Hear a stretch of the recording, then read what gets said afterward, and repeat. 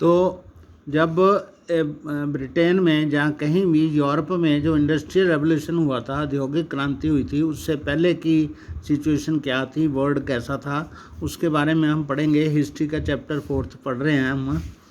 तो ये page number 81 है। पेज नंबर 81 से हम पढ़ रहे हैं।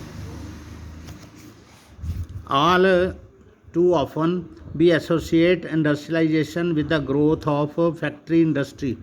तो इंडस्ट्रियलाइजेशन को हम फैक्ट्री या इंडस्ट्री की तरक्की से जोड़ते हैं। When we talk of industrial production, जब हम औद्योगिक उत्पादन की बात करते हैं, we refer to factory production. हम उसका मतलब उस टाइम हम फैक्ट्री प्रोडक्शन की बात कर रहे होते हैं। When we talk of industrial workers we mean factory workers. इसका मतलब जब हम इंडस्ट्री वर्कर्स के बारे में बात करते हैं तो वो फैक्ट्री वर्कर्स के बारे में बात करते हैं। फैक्ट्री जो होती है एक ऐसा स्थान होता है जहाँ पर रॉ मटेरियल्स को चेंज करके, प्रोसेस करके उसको कुछ नई चीज़ बनाते हैं जिसकी इकोनॉमिक वैल्यू जो होती है मार्केट में अधिक हो जाती है। Histories of industrialisation very often begin with the setting of the first factories. तो जो इंडस्ट्रियल रेवोल्यूशन है तो उसका जो इतिहास है वो बदलता गया जैसे जैसे शुरू में सबसे पहले फैक्ट्री स्थापित हुई, उसके बाद उसका इतिहास बना। There is a problem with such ideas. कुछ विचारों के मतभेद हो सकते हैं, कुछ समस्या हो सकती है। Even before factories began to dot the landscape in England and Europe there was large scale industrial production for an international market. तो इंग्लैंड और यूरोप में जैसे जैसे ये इंडस्ट्रीज़ थी बढ़ती गई, उससे पहले ही लार्ज स्केल इंडस्ट्रियल प्रोडक्शन जो थी वो इंटरनेशनल मार्केट में पहले से मौजूद थी। This was not based on factories. ये फैक्ट्रीज पर बेस्ड नहीं थी, ये जो थे ये हाथ से बनने वाली चीज़ें थे। Many historians now refer to this phase of industrialisation as proto industrialisation. मतलब प्रोटो का मतलब प्रारंभिक इंडस्ट्री, इंडिकेटिंग द फर्स्ट और अर्ली फॉर्म ऑफ समथिंग।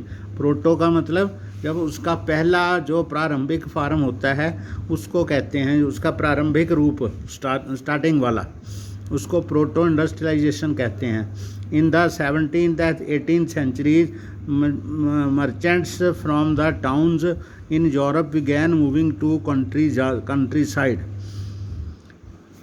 तो 17वीं और 18वीं शताब्दी में जो व्यापारी थे वो शहरों से, सिटी से और शहरों से इंग्लैंड में, यूरोप में गांवों की तरफ गए।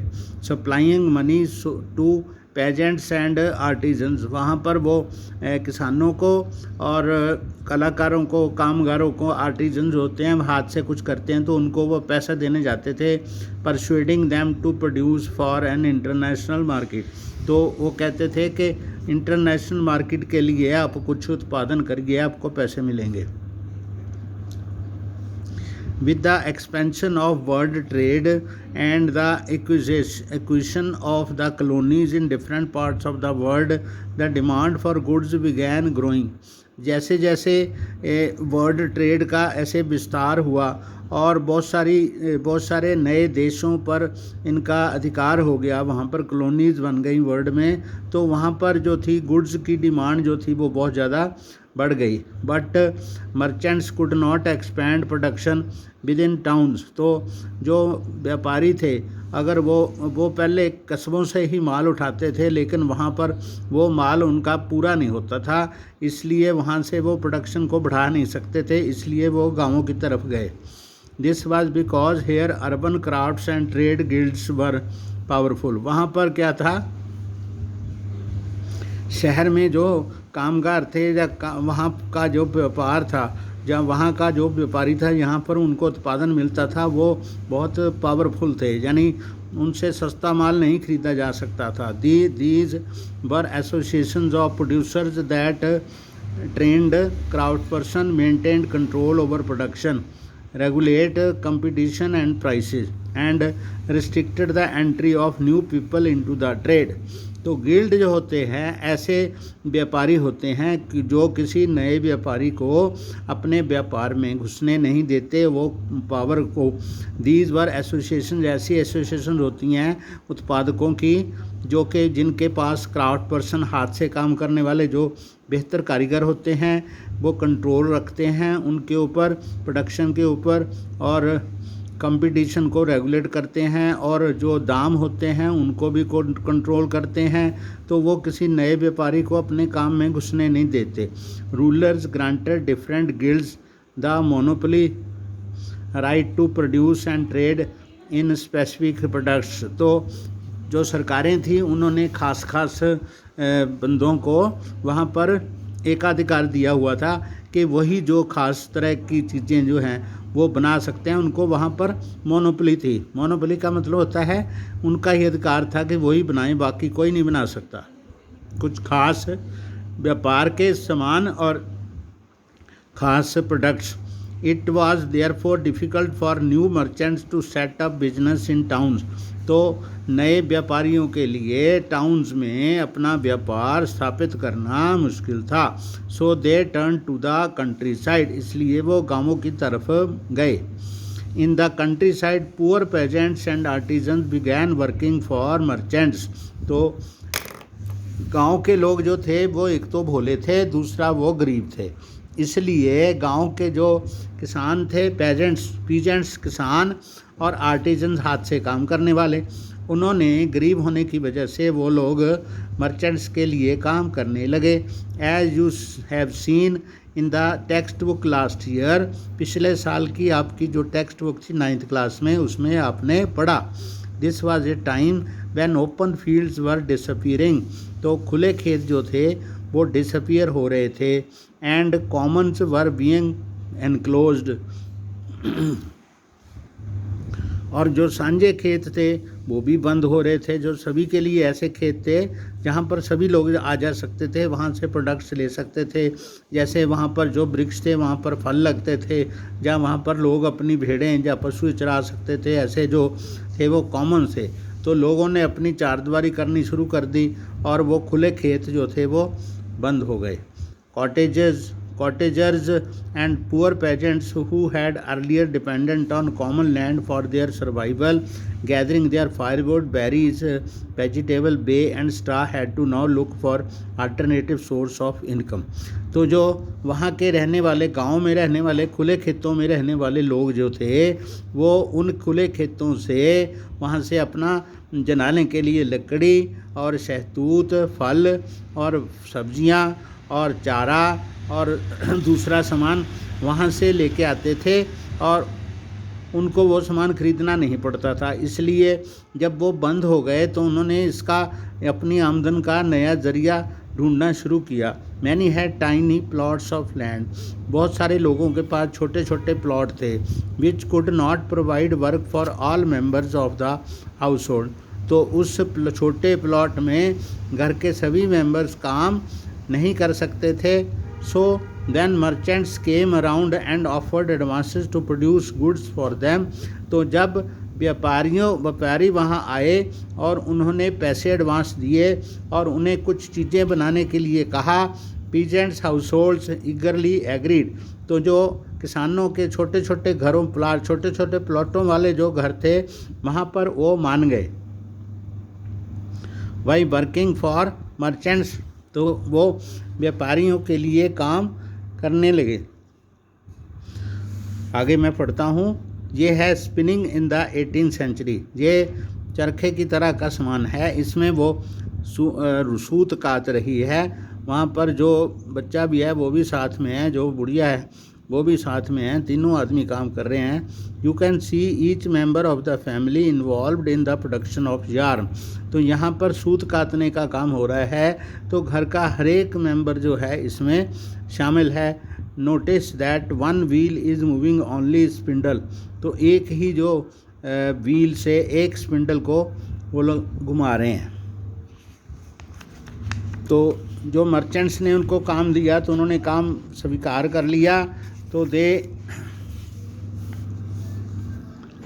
they could remain in the countryside and continue to cultivate their small plots। तो वो एक तो उनको ये सुविधा हो गई कि वो गांव में ही रह सकते थे और अपना जो छोटा प्लाट था वहीं पर अपना कुछ खाने के लिए उगा भी सकता था। Income from proto industrial production supplemented their shrinking income from cultivation. तो कल्टीवेशन से उनकी जो आमदनी कम हो रही थी, तो ये जो प्रोटोटाइप इंडस्ट्री थी, यानी छोटी छोटी इंडस्ट्री जो घरों में वो लोग लगाए थे, तो उससे उनकी इनकम को थोड़ा सा सप्लीमेंट हो गया, यानी कि उनकी बढ़ोतरी हो गई। It also allowed them A Fuller use of their family labour sources. तो उनको ये भी हो गया कि जो लेबर जो उनके परिवार के जो मेंबर खाली रहते थे, उनकी लेबर के सोर्सेज को उन्होंने यूज़ करना शुरू कर दिया। Within this system, a close relationship developed between the town and the countryside। इस सिस्टम से शहरों या कस्बों और गांवों में आपस में जो संबंध था वो बढ़ गया। Merchants were based in towns but the work was done mostly in countryside. जो व्यापारी थे वो शहरों के थे, लेकिन उनका जो काम था वो गाँवों में था। A merchant clothier in England purchased wool from a wool stapler. तो एक जो कपड़ों का व्यापारी था इंग्लैंड में, उसने जो ऊन थी गांव में ऊन ले ली। And carried it to the spinners, और उसको स्पिनर्स बुनने वालों के पास ले गया। The yarn that was spun was taken in subsequent stages. तो ऐसे जो सूत बुना जाता था, उसको काता जाता था, उसको कॉन्सिक्वेंट्स के स्टेजेस में आगे आगे लेके जाते थे। और प्रोडक्शन टू वीवर्स, उनको जुलाहों को देते थे, जो बुनकर थे वो बुनते थे। Fuller and then a dyer, फिर उनको फुलर्स के पास भेजते थे और फिर उनको रंग के लिए डायर्स के पास भेजते थे। The finishing was done in London before the export merchant sold the cloth in the international market.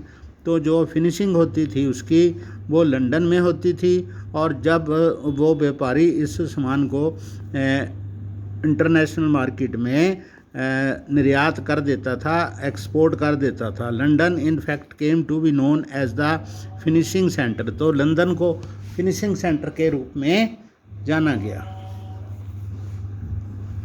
The proto industrial system was thus part of a network of commercial exchange.